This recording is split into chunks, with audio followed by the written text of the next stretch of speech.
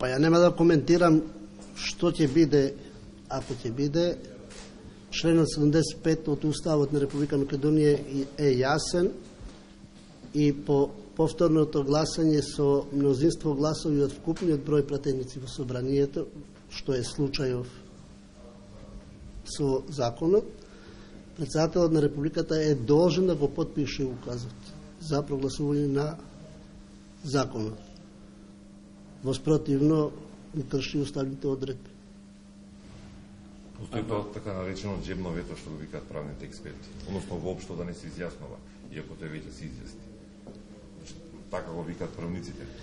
Па јас сега не се оптеретувам кој што како се вика работиве.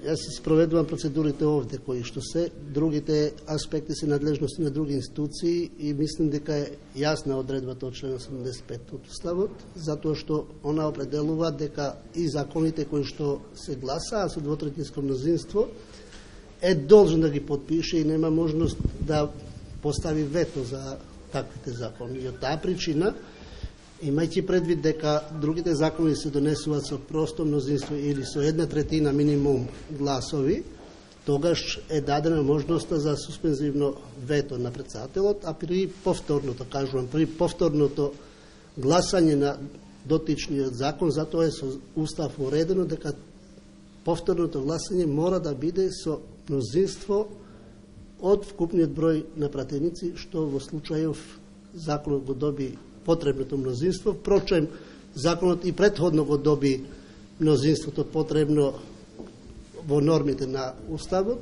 останува обврската уставна тоа да се спроведе. И уште едно прашање поврзано со натамошната работа на парламентот. Вчера излези ВМРО ДПМ со преку председателот Мицковски, очекувате ли тие да се вратат во собрание, односно да учествуваат во натамошната работа на собранието? Таму одржувате вие често координацијата, каква е состојбата на тоа поле? Па ако ги следите нивните изјави како политичка одлука поради солидарноста со пратениците кои што беа во притвор, нивна одлука беше ексклузивно поради тоа да напуштат работа на собранието и по однос на враќањето нивно кажале дека ќе дојдат во собрание само да го попречат носењето на закон за употреба на јазиците.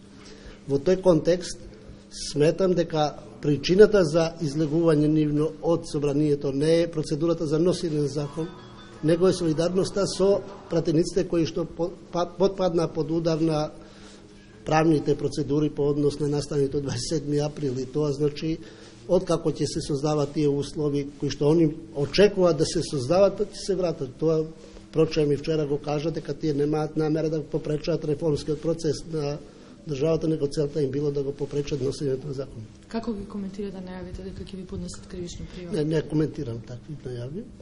Тоа е стварна политика. Добро, зашто не беше овозможено?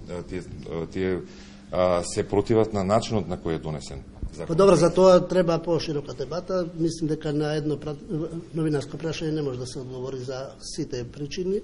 Сепак тоа се процедурални причини. Во јавност беше кажано дека беше донесен закон за потребата на јазици надвор од процедура.